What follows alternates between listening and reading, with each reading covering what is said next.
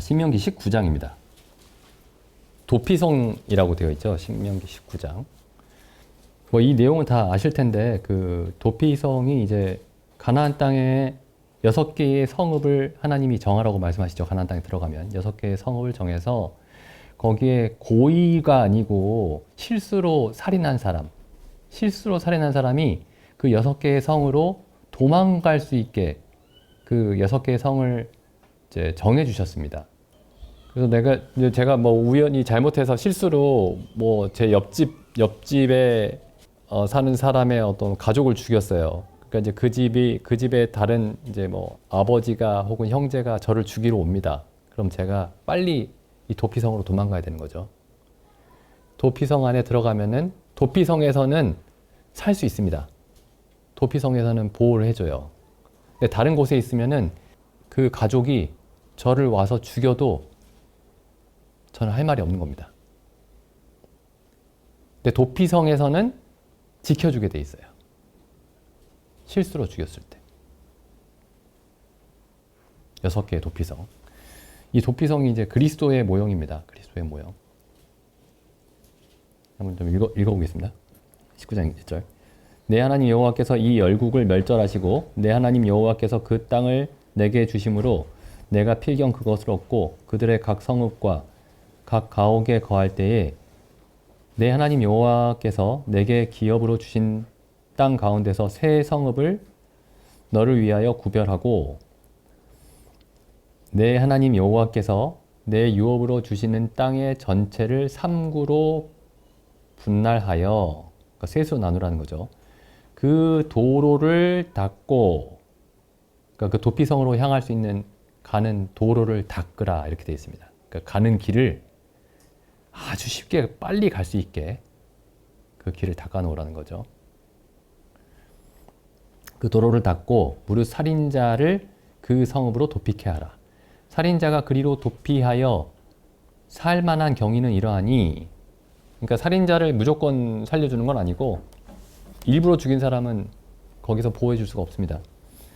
읽어보겠습니다. 살인자가 그리로 도피하여 살 만한 경위는 이러하니 곧 누구든지 본래 혐언이 없이 부지 중에, 그러니까 알지 못하고 부지 중에 그 이웃을 죽인 일, 가령 사람이 그 이웃과 함께 벌목하러 살림에 들어가서 손에 도끼를 들고 벌목하려고 찍을 때에 도끼가 자루에서 빠져 그 이웃을 맞춰 그러 죽게 함 같은 것이라. 이런 사람은 그 성읍 중 하나로 도피하여 생명을 보존할 것이니라. 그 사람이 그에게 본래 혐언이, 그러니까 어떤 사리가 없으니 죽이기에 합당치 아니하나 두렵건대 보수자, 그러니까 원수죠. 보복하는 사람. 보수자의 마음이 뜨거워서 살인자를 따르는데 그가 가는 길이 멀면, 도피성까지 가는 길이 멀면 그를 따라 미쳐서 죽일까 하노라. 그러므로 내가 내게 명하기를 새 성읍을 너를 위하여 구별하라 하노라. 내 하나님 여호와께서 내 열조에게 맹세하신 대로 내 지경을 넓혀 내 열조에게 주리라고 말씀하신 땅을 다 내게 주실 때 또 내가 나의 오늘날 내게 명하는 이 모든 명령을 지켜 행하여 내 하나님 여호와를 사랑하고 항상 그 길로 행할 때에는 이 셋 외에 새 성읍을 더하여, 그러니까 6개죠. 내 하나님 여호와께서 내게 기업으로 주시는 땅에서 무죄한 피를 흘림이 없게 하라. 이같이 하면 그 피가 내게로 돌아가지 아니하리라. 그러니까 이 6개의 성읍이, 그러니까 치외법권 지역 같은 데입니다. 치외법권. 그러니까 이 6개의 성읍을 제외하면은 살인한 자는 죽이라, 반드시 죽이라는 법이 작용을 하는데 이 6개의 성읍에서는 그 법이 적용되지 않는 거죠. 그러니까 우리가 율법에 의해서는 모두가 하나님의 저주와 진노를 받아야 하는데 그리스도 안에서 이 율법의 저주와 진노가 정지 혹은 무효화되는 겁니다. 그래서 이제 이 신명기 19장이 어떤 복음의 그림자예요. 복음의 그림자. 그럼 우리가 그 사람들한테 복음을 전할 때 어떻게 전해야 되느냐면은 부지 중에 사람을 죽인 사람에게 빨리 도피성으로 도망가라고 얘기하는 것과 같이 전해야 됩니다. 그러니까 어떤 면에서는 부지 중에 범죄를 한 거예요, 우리가. 왜냐하면 태어나면서부터 다 죄인이기 때문에. 태어나면서부터. 근데 모릅니다. 태어나서는 모르죠. 자라면서 그게 점점 드러납니다. 모든 사람이 알게 돼요. 자라면서. 우리가 하나님을 미워하는구나. 하나님의 법을 싫어하는구나. 그래서 부지 중에 범죄한 사람과 같죠. 근데 이 사람이 이렇게 할 수 있습니다. 여기 19장에 보면 이 사람이 내가 모르고 그랬는데 내가 모르고 그랬다. 모르고 그랬다라고 계속 자기를 변명하다가 이 보수자가 6절에 나와 있는 이 보수자가 와서 죽이면 할 말이 없습니다. 그러니까 이 사람은 나 모르고 그랬다. 그러니까 모르고 살인을 해도 부지 중에 살인을 해도 살인은 살인이에요. 부지 중에 범죄도 죄입니다. 요즘에 보면은 이제 사람들이 어떤 다툼이 있을 때 뭐 이렇게 얘기하는 사람들 꽤 많이 있는 것 같아요. 내가 모르고 그랬다니까? 모르고 그랬으니까 잘못이 아니라는 식으로 얘기하는 사람도 있습니다. 모르고 그랬다, 내가. 모르고 그래도 죄입니다. 몰랐어도 죄예요. 근데 이 사람이 내가 모르고 그랬으니까 내가 여기서 저 사람이 나에게 복수를 하면은 그건 올바르지가 않다. 이렇게 얘기하는 동안에 이 사람이 죽임을 당할 수 있는 겁니다. 이 사람이 살 수 있는 길은 빨리 도망가는 거예요. 이게 지금 우리에게 일어난 일입니다. 모든 사람에게 일어난 일이에요. 우리가 나면서부터. 우리가 들어야 되는 얘기가 뭐냐면은, 그러니까 복음을 전할 때 삶이 공허하지 않습니까? 불행하지 않습니까? 미래가 뭔가 좀 불안하지 않습니까? 사후세계가 뭔가 불안하지 않습니까? 근데 예수를 믿으면 공허한 삶이, 그 공허함이 사라지고 불행하던 삶이 행복해집니다. 이런 식으로 전하면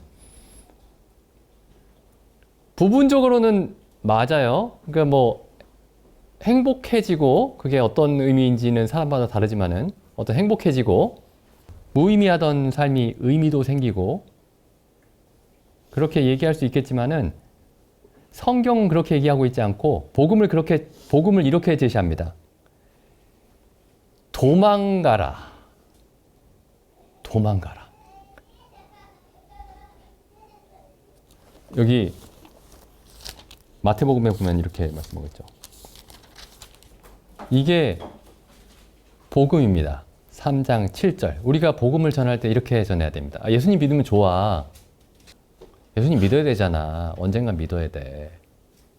딴짓 하지 말고 빨리 믿어. 이렇게 얘기할 게 아니고, 여기 3장 7절에 세례 요한이 정확하게 전했어요. 요한이 많은 바리새인과 사두개인이 세례 베푸는데 오는 것을 보고 이르되, 독사의 자식들아, 누가 너희를 가르쳐 임박한 진노를 피하라 하더냐. 그럼 복음의 핵심 메시지가 뭐냐? 가장 처음의 메시지는 뭐냐면, 예수 믿고 행복하십시오. 예수 믿고 천국 가세요. 가 아니고, 임박한 하나님의 진노를 피하십시오. 하나님의 진노가 임박했으니 당장 피하십시오. 하나님이 예수님을 보내시기 전에 세례 요한을 먼저 보내신 이유가 있습니다. 이렇게 돼 있죠. 그 목적이 이렇게 기록이 돼 있죠. 3장 3절에 보면은, 광야에 외치는 자의 소리가 있어 가로되 너희는 주의 길을 예비하라. 그의 첩경을 평탄케 하라. 예수 그리스도의 길을 예비하기 위해서 왔습니다. 세례 요한이. 그리스도가 오실 길을 준비하러 왔어요. 그러니까 다시 말해서 세례 요한이 주님의 길을 준비하기 전에는 주님이 오시지 않습니다. 사람들의 마음속에도 마찬가지예요. 근데 세례 요한이 주님의 길을 어떻게 준비했느냐면은 하나님의 진노가 임박했다. 그리고 거기에서 지금 당장 피해야 된다. 그러니까 세례 요한은 마치 지금 곧 며칠 안에 하늘에서 불이 쏟아질 것처럼 그렇게 느끼면서 전했던 겁니다. 이 지금 실수로 다른 사람을 죽였던 이 사람도 그 가족이 복수하겠다고 칼을 들고 쫓아오는 거예요. 그리고 아무도 보호해주지 않습니다. 언제까지 보호해주지 않냐면은 도피성 안으로 들어갈 때까지. 그래서 도피성까지 가는 길을 굉장히 잘 닦아둔 거예요. 빨리 피하도록. 이 보수자가 누구냐면은 하나님입니다. 하나님의 진노를 가지고 그 죄인을 쫓아오는 거예요. 도피성이 뭐냐면은 하나님입니다. 하나님의 진노에서 건지심을 받아서 하나님의 은혜 안으로 들어가는 겁니다. 정말 두려운 게 뭐냐면 하나님입니다.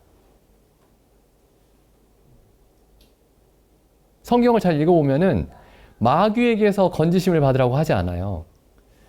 하나님에게서 건지심을 받으라고 합니다. 하나님에게서. 하나님의 진노에서. 그러니까 삶이 허무하고 불행한데 예수님을 믿으면 행복하고 삶을 올바르게 살 수 있다. 이런 식으로 얘기하는 거는 굉장히 배부를 때 하는 거예요. 굉장히 배부를 때. 우리는 그렇게 현실은 그렇게 배부르지가 않습니다. 성경이 말하는 현실은 하나님의 진노에서 벗어나는 겁니다. 요한복음에서도 그런 말씀이 나오죠. 요한복음 3장 36절. 아들을 믿는 자는 영생이 있고 아들을 순종치 아니하는 자는 영생을 보지 못하고 도리어 하나님의 진노가 그 위에 머물러 있느니라. 그러니까 우리가 다행히 그리스도인이 됐습니다. 그런데 우리가 거듭나기 전에 어떤 상태였는지를 한번 올바르게 이해할 필요가 있습니다. 하나님이 진노하고 계셨던 거예요. 세상에 어떤 무서운 사람들이 막 그 화를 내고 그럴 때 무섭죠.